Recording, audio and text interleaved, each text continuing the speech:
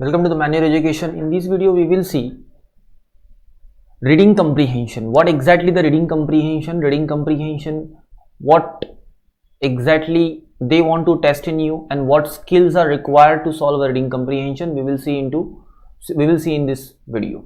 So now, what exactly mean by reading comprehension? Simply understand. Comprehend means to understand, summarize meaning. To understand, summarize meaning. जो summarize meaning होता है उस summarize meaning को understand करना, that means what, context को understand करना, that is what the reading comprehension is. So by reading you should understand what exactly authors want to say in his point of view. उसके point of view से, ऑथर्स के point of view से, authors को passage में से क्या message देना है वो आपको समझना होगा, वो पॉइंट ऑफ व्यू आपको अंडरस्टैंड करना होगा. That is the reading comprehension. Moving further, first of all, what skills you are required? Now, precise reading. What exactly the precise reading means? To read important points. To read important points. Now, important points, what exactly it is? क्या points important होंगे?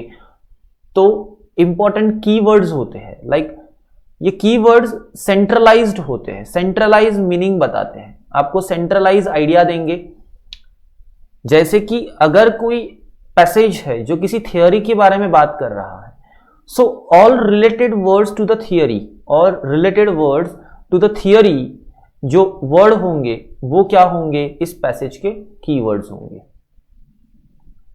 Then there should be systematic way of reading passage. जो passage आप read कर रहे हो या फिर जो पैराग्राफ आप रीड कर रहे हो, एक सिस्टमैटिक वे होना चाहिए उसे रीड करने का. Then next is paraphrasing. Paraphrasing, what does it mean by paraphrasing? Paraphrasing means एक पैराग्राफ को, एक जो पैरा है उसको वन लाइन और टू लाइन में, इनटू टू लाइन आपको समराइज करना है. what you have to do? आपको समराइज करना है वन और टू लाइन में. Next is understanding keywords. Keywords को अंडरस्टैंड करना है. कीवर्ड्स जैसे कि अभी हम लोग ने डिस्कस किया, keywords, what is exactly the keywords? Keywords is a central word. Central words you can से, सेंट्रल वर्ड्स. इनके ऊपर ही पैराग्राफ डिपेंड होता है. इनके ऊपर ही पैराग्राफ डिपेंड होता है. कीवर्ड्स से ही एक पैराग्राफ पूरी मेन आइडिया को एक्सप्लेन करता है. ये कीवर्ड्स ही, जैसे कि हम लोग को अगर गूगल पे कुछ सर्च करना हो, so we will use what, keywords. हम क्या करते हैं, कीवर्ड्स यूज करते हैं.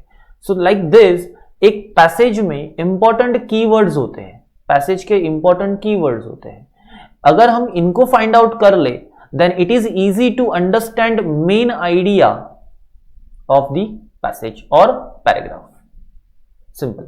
Now analysis of each paragraph of a passage that you are reading. Simply analyze करो. सिंपल क्या, एनालाइज करना है. What exactly you have to analyze, कि what exactly the point of view of author. क्या point of view है author का. Second, meaning of paragraph. क्या paragraph का मीनिंग है. This you have to analyse while reading a passage or paragraph. Now, understanding of meaning of words, phrases and sentences. Words, अगर कोई word hard है, then use technique. What type of technique आपको use करनी है? Read in between a lines. In between lines. ये कैसे करना है? तो कोई वर्ड जो है like epitomise. Now epitomise word आपको अंडरस्टैंड करना है. अगर आपको इसका मीनिंग पता नहीं है, then you have to read what, कि जिस सेंटेंस में ये वर्ड होगा उसके after and before at least two lines होंगी. उन टू लाइन्स को रीड करना है, या फिर उस लाइन से अंडरस्टैंड करना है, उस सेंटेंस से अंडरस्टैंड करना है, कंटेक्चुअली अंडरस्टैंड करना है कि इस एपिटोमाइज वर्ड का मीनिंग क्या होगा, या फिर इस हार्ड वर्ड का मीनिंग अप्लाई क्या होगा. Same for a phrases also and same for a sentences also. Even in a phrases, अगर फ्रेजेस भी हार्ड है, phrases means what, group of the words, like 2 to 3 words का group होता है, that we will say them as a phrases, and sentence क्या होते हैं, it is like a group of phrases, group of the phrases मिलते हैं तब एक सेंटेंस बनता है, और ग्रुप ऑफ द वर्ड मिलते हैं तब एक फ्रेजेस बनता है। तो same as it is sentence को भी अगर नहीं समझ पा रहे हो तो पूरा पैराग्राफ आपको रीड करना होगा एंड देन अंडरस्टैंड करना होगा, या फिर उसके सराउंडिंग में जो से 2 से 3 सेंटेंसेस होंगे उनको रीड करके आपको अंडरस्टैंड करना होगा कि what exactly the meaning of that sentence. Then moving further, CAT क्या आपसे टेस्ट करना चाहता है, क्या आप में क्या एबिलिटी है वो जो टेस्ट करना चाहता है। First, ability to understand what exactly meaning, point of view, ये अंडरस्टैंड करना। पैराग्राफ में, पैसेज में जो मीनिंग है, जो पॉइंट ऑफ व्यू है, किसका, ऑथर का पॉइंट ऑफ व्यू है, वो आपको अंडरस्टैंड करना होगा। वो आपकी जो एबिलिटी है ना वो टेस्ट करना चाहते हैं, दे वांट कि आप वो अंडरस्टैंड करो। Then analyse further, only you have to analyse, आपको एनालाइज करना होगा कि क्या पॉइंट ऑफ व्यू है, क्या अप्रोच है, क्या टोन है, क्या मीनिंग है, वो आपको एनालाइज करना होगा। Then how you respond to this, आप इसको किस तरीके से रिस्पॉन्ड करते हो। अगर कोई हार्ड पैराग्राफ है या फिर अगर कोई इनडायरेक्ट पैराग्राफ है, इनडायरेक्ट, कंप्लीटली इनडायरेक्ट लाइन से भरा हुआ पैराग्राफ है, सेंटेंसेस से भरा हुआ पैराग्राफ है, how you deal with this, आप इसके साथ कैसे डील करोगे, how you find the answers, आप इसके साथ कैसे अप्रोच करते हो। That ability CAT want to test in you. Now next, to test your ability to comprehend. Comprehend का मीनिंग क्या है, to summarize, simply to summarize और simply to understand in summarize manner. Simple, to understand in summarize manner. Summarize manner में understand करना, context को understand करना, that is what ability to comprehend. तो आप में कितनी एबिलिटी है, कंटेक्चुअल अंडरस्टैंडिंग कितनी है, वो टेस्ट करना चाहता है।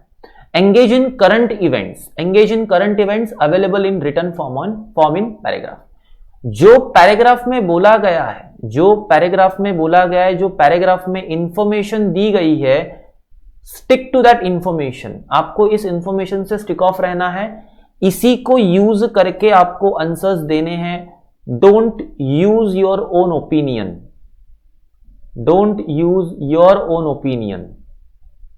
आपके खुद के ओपिनियन आपको यूज नहीं करने हैं, ना मॉरली एंड नो एनालिटिकली, आपको खुद के ओपिनियंस यूज नहीं करने हैं।